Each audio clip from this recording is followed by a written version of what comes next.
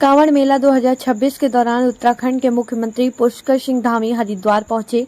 यहां भाजपा पदाधिकारियों के साथ जिलाधिकारी और वरिष्ठ पुलिस अधीक्षक ने उनका पुष्पगुच्छ भेंट कर स्वागत किया। इसके बाद मुख्यमंत्री अलकनंदा होटल पहुंचे, जहां उन्होंने कांवड़ स्वास्थ्य सेवा शिविर का विधिवत उद्घाटन किया और शिवभक्त कांवड़ियों की सेवा कर उनका उत्साह बढ़ाया।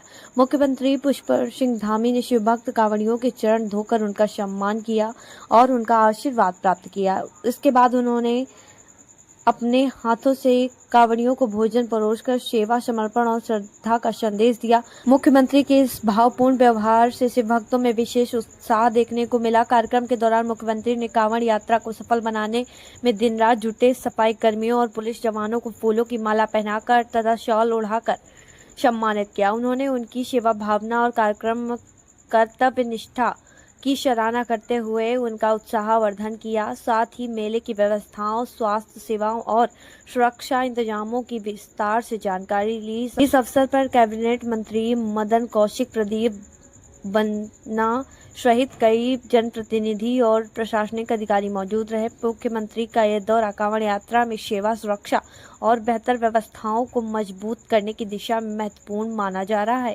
देखिए मोनी सैनी की विशेष रिपोर्ट। वो हो रहा है वैसे ही मुझे भी हो रहा है।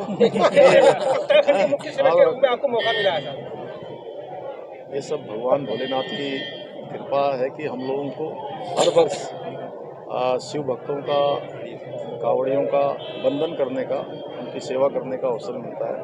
हम सभी सौभाग्यशाली हैं और हमारी भगवान भोलेनाथ से प्रार्थना है कि सभी शिव भक्तों की जो यात्रा है वो अच्छी हो, सुकुशल हो, अपने स्थानों पर लोग जाएं।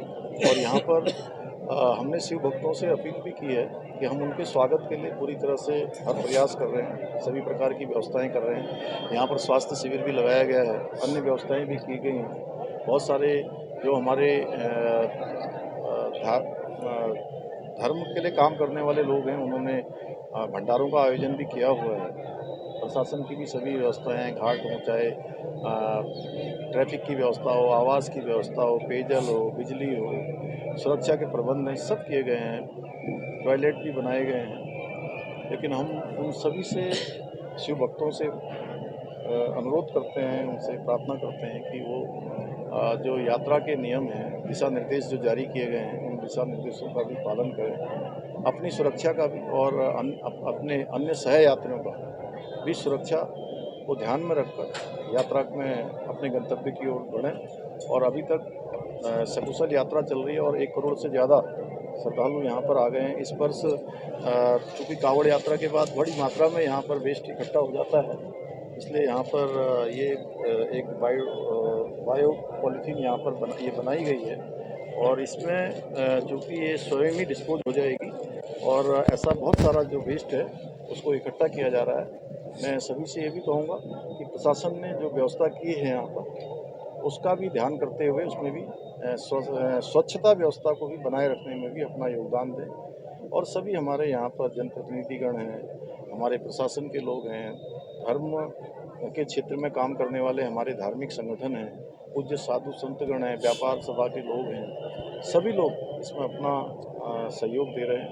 अच्छा यात्रा हो रही है और भगवान की कृपा से पूरी यात्रा सफल होगी। हम सभी की सुखद और सफल यात्रा की कामना करते हैं। सबको शुभकामनाएं।